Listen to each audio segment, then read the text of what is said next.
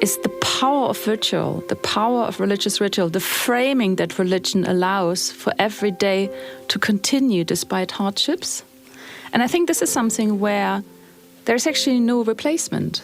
Secular society don't have any mechanisms to deal with what happens when life throws lemons at you.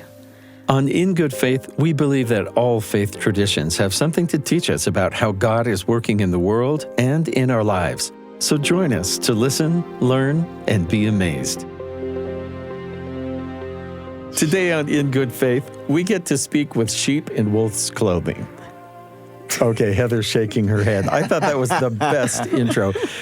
These are wonderful folks from the Woolf Institute, which has to do with interfaith understanding. They're folks from the UK, and we were thrilled to have them on campus and get to speak in person about the incredible work that they do. And the reason we got to talk to Dr. Esther Wagner and Dr. Emma Harris was because the BYU Interfaith Student Association had invited them to campus. They were here talking with students about their programs, and we got to whisk them into our studios to talk to you, Steve. Exciting opportunity for us, and I think what they have to say is encouraging.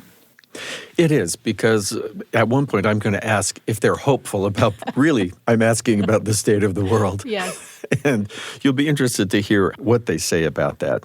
Also, I'm really pleased that our university wants to bring people like this to our campus. And we'll talk about why a religiously sponsored university, sponsored by a particular faith, would want to promote interfaith relationships and knowledge. And I'm going to even ask why it even matters, yes, just to really cut to the chase at one point. And they're quite delightful. We're going to hear from Dr. Esther-Miriam Wagner. She's the executive director of the Woolf Institute and a fellow of St. Edmund's College, Cambridge, an affiliate lecturer at the Faculty of Asian and Middle Eastern Studies. And she teaches on philosophy and Middle Eastern studies, Muslim and Jewish relations at the University of Cambridge. And we'll also hear from Dr. Emma Harris. She's the Institute's Director of Grants Management and Alumni Relations. And between 2018 and 2022, she managed the Diversity and End-of-Life Care Training Program and helped develop this Institute publication called Diversity and End-of-Life Care, a handbook on caring for Jewish, Christian, and Muslim patients. And this is something we get into in the interview, which made me rethink a lot of things, actually. Yeah. Me too. The Woolf Institute was founded in 1998, and I started by asking Dr. Esther Wagner how that happened. The Institute was founded because President Dr. Ed Kessler was not quite so happy with the way that religion was being viewed in secular Britain. Alistair Campbell, who was an advisor to the Prime Minister at the time, famously said, "We don't do religion in the UK." And this was sort of the impetus for Ed to found an institute that would deal with religion and society. And his specific research interest is Jewish-Christian relations. So we started out as a center for Jewish-Christian relations, and then September 11th happened. And people understood we needed to include the Muslim faith as well. So we founded a Jewish-Muslim relations center as well. And then those two centers merged into the Woolf Institute, an institute that concentrates on the Abrahamic faith, but we also include other religions, Hinduism, Buddhism, and so on. And I wonder, Emma, if I could ask you, for people who work at the Institute, I'm assuming there's no requirement for belief or adhering to a particular tradition. I'm thinking likely many people do have a personal belief. How does that work in an institute like that connected to the academy? You've already touched on the word connectedness, and I think that's how each of us feels within the Institute, that whatever faith we are, we draw on each other's faiths, each other's beliefs, and we can actually create something that is just so special that when people come into the Institute, we are a community in itself. And we bring people in, and when our students come from BYU, they are part and parcel of the team. They are part and parcel of our community. So you're really modeling right there in the Institute what you want to teach people to do outside, it sounds like. Most definitely. I always remember a few years ago, I think it was probably before COVID, we had a lecture. It was quite a big audience, and a gentleman in the audience stood up, and before he asked his question, and I'm actually not sure there was a question, but he said, I want to thank the Woolf Institute for allowing me to be here today. And it was quite a dramatic start to what he was saying. He said, I'm a humanist, and I feel as though I'm supported here, that I can actually be here, that I am welcomed as a humanist, as a human being. And I think that sort of really resonated with me. Create a connection even between secular people, non-religious people and religious people, a place where we can learn about one another, we can learn about faith, but we can also make sure that people of no faith understand where people of faith come from, which is, I think, something that's quite lacking in the UK, this lack of understanding what it means to be a person of faith. And this may seem like the most obvious question of all, but why does that matter? Ooh. The easy-sounding questions are always the most difficult, aren't they? I mean, we know that we live in these quite sort of fracturing societies at the moment. And there are a lot of things that divide us. And there are a lot of things that are being used to drive communities apart. And I think faith is one of those reasons. But faith communities have so much to offer. There's so much knowledge. There's so much old inherited wisdom. There is so much meaning making. There is power in the ritual that cannot be found in the secular world. And I think to convey that, to see the richness for coping with everyday life that faith and rituals have to offer and religious traditions have to offer, I think is something that is really, really worth sharing. I would like to ask, Emma, because you are connected with the University of Cambridge, first of all, why is that? And second, is there any pushback from the academic world about why are we including a religiously connected institute? Thank you for the difficult question. So we are connected in various ways to the university. One of the ways is through the Cambridge Theological Federation, which is something that I'm particularly passionate about. We teach students that are training for Christian ministry, and I think for me that is something that is really special because I'm often the only Jew in the room. So I'm teaching students training for Christian ministry, talk to them about Jewish observance in various ways, and so that is one of the ways that we're connected to the university. Also, we teach on an MPhil in Middle Eastern studies, specifically Muslim-Jewish relations. Miriam is heavily involved with that. And we also have an academic agreement with St Edmund's College, which is one of the 31 Cambridge colleges. And especially at St Edmund's, there is actually a real interest in exploring religion and making discussions of religion part of college life.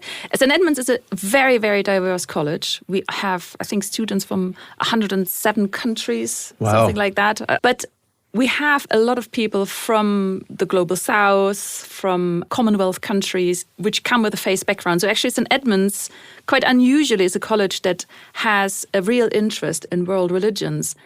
And in a sense, Cambridge and Oxford as well are anomalies in the academic landscape in Britain because faith is still quite a part of the education there. Normally, universities are very secular in Britain, but both Oxford and Cambridge have affiliated houses that train clergy and ministry. So in a sense, Christian religion is quite at home, but it is the non-Christian faith that need to be brought into the discussion. And this is something that we do. I think you have a hope for something concrete to happen after people have had the training or visited the Institute. Can you tell me what that would be? What you hope shows up in the lives of those people? Yes. I mean, we understand how important it is to bring about encounter. But in order to produce meaningful encounter, it's not enough just to get together, know each other's names, and eat bad food, perhaps, or maybe good food if you're lucky, or sing some songs. I'm sure it's good food at your institute. So, kumbaya and samosas is sort of sometimes the way that certain types of interfaith dialogue is being described. But I think we found, and we actually have done a research project on that, we found that people only feel that meaningful dialogue and meaningful encounters are even being produced when difficult subjects are being discussed. So you have to go to the meaty parts. You have to go to the difficult things. Yesterday we had a meeting with students and I ascribed one of our religious freedom and freedom of speech conversations that we had. And there are uncomfortable conversations. I mean, there are conversations where people have to understand that there are red lines in other people's discourse which we can't cross, otherwise the dialogue shuts down. We talked about, for example, denial of Holocaust or something. If you want to talk to a Jewish person, you can't deny the Holocaust. That is the end of a conversation. Or if you talk to a Muslim person, then talking about Muhammad is actually a really, really difficult subject. It's very interesting. In a conversation we had, we found out that, for example, a lot of Muslim students we had would not have a problem with someone saying God is dead, like in a very Nietzsche sense. That would be no problem. But to say something bad about Muhammad is where the red lines are. So finding out where the red lines are is important. Apparently, the students yesterday said it had to do with the temple. Sort of Latter-day Saints have a red line when it comes to descriptions of the temple, negative descriptions of the temple, which we found really, really interesting. I could see that culturally, yeah. So exploring where the red lines are, but then within what is possible, really discuss problems. What sort of things come about as a consequence of friction between religious groups? And how can we solve that? How can we approach this? For example, problematic Quranic passages, problematic passages in the Bible. The Bible is extremely violent towards people of non-Jewish faith. The Old Testament, obviously, is very different in the New Testament. But to basically discuss these problematic passages in Scripture, talk about problematic, frictious points of encounter in everyday life. I think this is something really, really important. And what we really value in the Institute is that it's not just us sort of bringing people together and talking about shared past, commonalities, but it's also about actually seeing the students in action, creating the space where they really learn about one another. We had a Woolf Institute wedding where 2 of our students got married and they had a baby. And they shared that, the first thing you do when you have a Muslim baby is whisper into the ear a particular verse to make sure that they sort of are taken into the Muslim faith. These sort of intimate little details that create immediacy between people and lead to relationships that transcend religious boundaries. Well, that's so beautiful also to know ways in which we might possibly step on each other's toes, especially before we've established trust. You talked about a fractured society when we first started, but I don't think either of you could do what you do without some sort of underlying sense of hope. Because if you just couldn't make a difference, why do it? Do you feel that? I am an incorrigible optimist. It's a disease, because sometimes I am a bit too optimistic about everything. May it spread far and wide. Yes. But I think, especially in this time, it's an absolute essential tool to be a leader of an institute. There's absolutely no other way. You have to be an optimist. Because there's so many things that bring us down at the moment. We see conflict brewing in all sorts of societies where you have this sort of schism between the right and the left and over quite sort of issues that used to be non-issues in the past. So keeping up hope and keeping up the understanding that if we really utilize all sources at our disposal. I mean, humans are incredibly resourceful and incredibly inventive. So understanding that we also use and utilize faith communities to bring about change for the better, I think is absolutely essential. It seems very important to you that we learn to appreciate each other in our differences without requiring letting go of those core beliefs. But for instance, Dr. Harris, Diversity in End-of-Life Care, a handbook on caring for Jewish, Christian, and Muslim patients. So there are certain things, just as an example, the title of your book, that where you might do or make room for particular rituals that would be individual to those specific faiths. But do you feel like a moment like the passing of a loved one, is there something that's just a common human spiritual experience in that? Oh, most definitely. That is very true.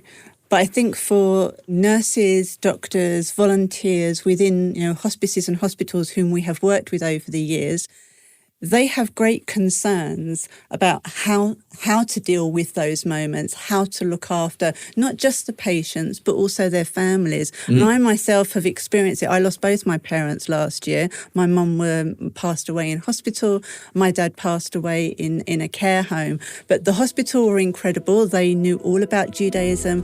They understood about what they needed to do when my mother had passed, who was going to come, to collect the body. But with my dad in the care home, they knew nothing about Judaism. What was the process? What would they need to do?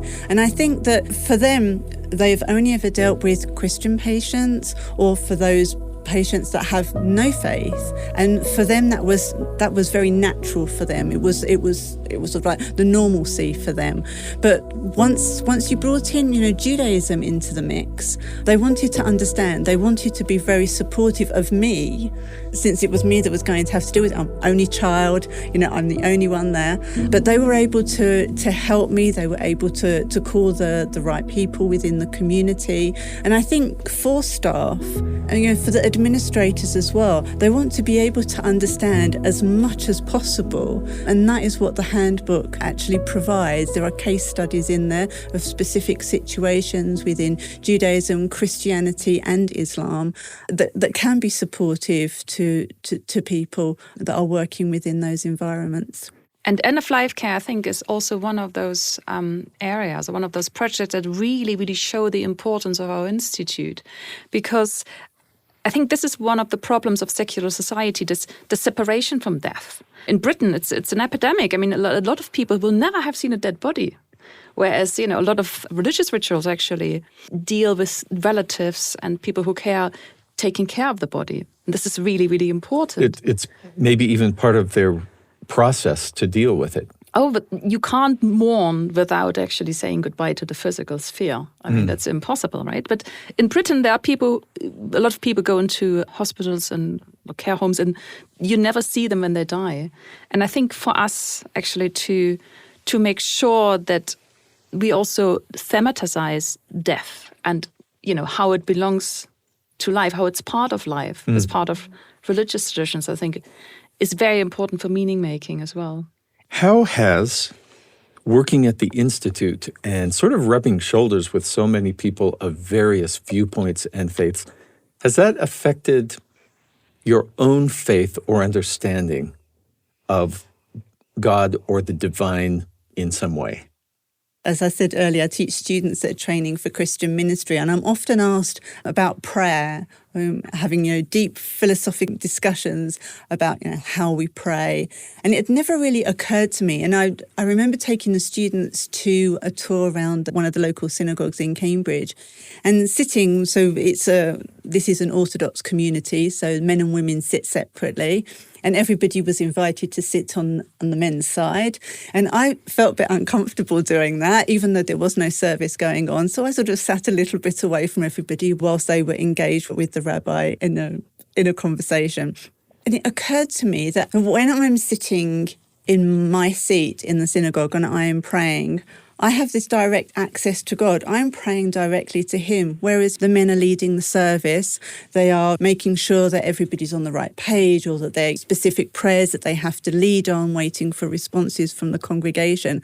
But I am praying directly to God. And it had never occurred to me until I started teaching students, training for Christian ministry, that is something that I should feel very, very blessed, that is something that is part of my everyday being. So that for me was something that is a really big takeaway for me that I'd never thought of before I started at the Institute. For me, it's really, really interesting to see how in some of our projects, we had, for example, a gender and religion project a few years ago. And one of the big sort of outcomes of that was that the interfaith sphere is where a lot of very Orthodox people may actually be able to claim roles that they can't claim otherwise. So, for example, our project accompanied these initiatives of Muslim and Jewish women, where the Jewish and Muslim women would pray together. And normally, both in Judaism, both in Orthodox Judaism and in Islam, women can't really take on leading roles in prayer. But because they were only women, they had to. And somehow, quite a few of them, Jewish and Muslim, then took it back into the communities and said, I have led the prayer now. I should be able to also lead the prayer with the women here. And we had a very interesting Shabbat dinner that Emma organized with our last students. And it was the first time, this interfaith setting was the first time that Emma sang in front of men. Because normally Jewish women can only sing these ritualistic songs in front of women. But she did it in the interfaith setting. This allowed her for the first time to sing in front of men. So it's these interfaith settings can actually be really, really interesting ways for people who are a little bit marginalized to claim authority within their religion, which I find absolutely fascinating. And for me, I think what I take most from my work is the power of ritual, the power of religious ritual, the framing that religion allows for every day to continue despite hardships. And I think this is something where there's actually no replacement. Secular society don't have any mechanisms to deal with what happens when life throws lemons at you. I think for me, it's really seeing our very religious, very devout student cohort and see how they use their faith as the resource to go through life and to keep mental health. There's a massive mental health epidemic in Britain. Probably it's the same here. But yes. People after the pandemic, I mean, they really struggle. They really struggle to go through everyday life. And I can see that those people who have faith have an easier time because they have patterns and rituals that keep them grounded. And I think this is something that I really have taken away from myself, this importance of religious ritual. This is In Good Faith. We'll be back in a moment with more from the Woolf Institute. I'm Stephen Kapp Perry, host of the In Good Faith podcast, and I want to tell you about another in our family of BYU radio podcasts, an award-winning show with an award-winning host. This is Julie Rose on Top of Mind. Do you get turned off by the news because of how angry and polarizing and even depressing it can be? Doesn't anybody know how to have a civil conversation or weigh two competing ideas without a knee-jerk reaction that if you don't think what I think, you're a bad person? Check out the podcast, Top of Mind. They take one tough topic and they dive deep. And the goal is learning how to stay open and curious, even when you're confronted with different perspectives that may challenge us. Learning how to stick with the discomfort until we feel like we've actually learned and gotten some understanding. We may change our minds, we may not, but every episode will leave you feeling hopeful and empowered to become a better advocate for what does matter to you. Top of Mind, listen to the podcast wherever you get your podcasts. Welcome back to In Good Faith. We're talking with Dr. Esther Wagner, Executive Director of the Woolf Institute at Cambridge College, as well as the Institute's Director of Grants Management and Alumni Relations, Dr. Emma Harris. Well, I love hearing the sense of mission that you each have in different ways about your work. There are a number of initiatives at the Woolf Institute. Could I hear from each of you maybe about one that's important to you? One of my favorite initiatives is something that we call the Quran and Bible Reading Group. So we have a friend of the Institute, Rick Sofer, who's extremely interested in the Quran. He's Jewish, but he's a great lover of scripture and he loves the Quran. He loves reading the Quran. And he said, you know what you academics do? It doesn't really translate to normal people like us. I want you to produce something that we can understand. So we basically started convening this group with the absolute top academics in the field who gave presentations on their work. And then he would drill down. He would ask incredibly clever questions, but on a level that is really understandable to the wider public. About things, about scripture, about difficult things in scripture, about violence, the role of violence in religion. And for me, this has been one of the most amazing projects to learn, for example, how a lot of what we see as sort of Muslim Jewish elements of faith, sort of ritual slaughter, kosher, halal food, things like that, how they actually came about through Christian mediation, to learn about the Christian role in the emergence of Islam. And to learn about the faith communities, living together in 7th century Arabia. For me, this has been one of the most intellectually rewarding projects that really changed the way I think about medieval faith communities. So this is definitely one of the projects that's closest to my heart. So for me, I think it's the religious diversity in end-of-life care is obviously something that is extremely close to my heart. But I think keeping on the literary theme, I teach a course on representations of Jewish-Christian relations in literature. It's English literature. We talk about Chaucer, Shakespeare, Maria Edgeworth, Charles Dickens and George Eliot. But actually hearing from the students about how they interpret the excerpts that we look at has been really interesting. What we read impacts us. And, literature is a very powerful tool. And being able to engage with the students, even though it's an online program, we're able to do that through discussion forums. Literature can evoke really strong feelings. And we talk about Shylock's monologue. Hath not a Jew, hath not a Jew eyes. How do we think about that? How does that resonate with us? Love your neighbour as yourself. There are so many similarities, within Judaism and Christianity that we can really pull from some of these literary works. So it's something that over the years we've been able to sort of gather really interesting cohorts to have those interesting conversations, talk about, the perceptions, talk about the stereotypes, the untruths, and how we can move forward and how we can dispel all those in the 21st century. What we really want people to know about the Woolf Institute is that for us, it is so important to bring about the encounter, to break down barriers. And we do it by informing people about other people's faiths. We don't do it in an intellectual capacity, but we do it through living example, I think. And that's the most important thing, because people will only learn when they experience something themselves. So bringing about the physical encounter is really at the heart of most of the things that we do. We've been speaking with the executive director of the Woolf Institute in Cambridge College in UK, Dr. Esther Wagner, and Dr. Emma Harris, the Institute's Director of Grants Management. Boy, they talked about the importance of literature, which I did not know that we would get to, and I found myself thinking back to the last time I saw The Merchant of Venice down at the Cedar City Utah Shakespeare Festival, and how they had portrayed during a speech where normally you don't see Shylock at the end, they had him kind of on a balcony being stripped of his traditional clothing and having Christian symbols put on him, and the pain he went through.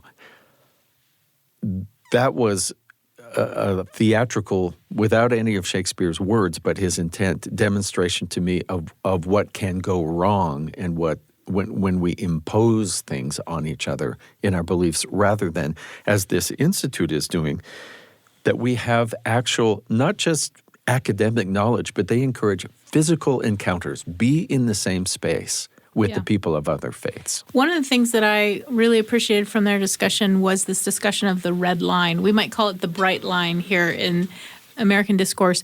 This idea of you need to know what's going to shut down dialogue between groups. And I think this is really, really helpful. Do you know enough about the group that you're engaging with to know where the sensitivities are? The other thing I loved is both she and our next guests are going to talk about this idea of when does interfaith discussion matter? When does interfaith collaboration matter? And for Esther, it was about talking about the meaty things. It only really matters if we're trying to solve problems. Thanks for tuning into In Good Faith. This episode was produced by me, Stephen Cap Perry, and senior producer Heather Bigley. Our production team also includes Leah King, Katarina Martinich, and Ashton Rowan. Our post-production sound designers are Mark Hansen, Daniel Phillips, and Carly Wilson. In Good Faith is committed to the idea that we all benefit from hearing people of widely varying backgrounds share their personal experience with faith and belief. In fact, we think people with such experience deserve some of our best listening. If interfaith understanding is important to you, why not spread the word? Leave a positive comment or a review, or share an episode that you'll find on YouTube, Spotify, Apple, wherever you get your podcasts. Find us on Twitter at In Good Faith Pod, on Instagram and Facebook at In Good Faith Podcast. If you're a YouTuber, go to youtube.com/@in-good-faith. In Good Faith is a production of BYU Radio. I'm Stephen Cap Perry. I hope you'll join me again soon, right here, In Good Faith.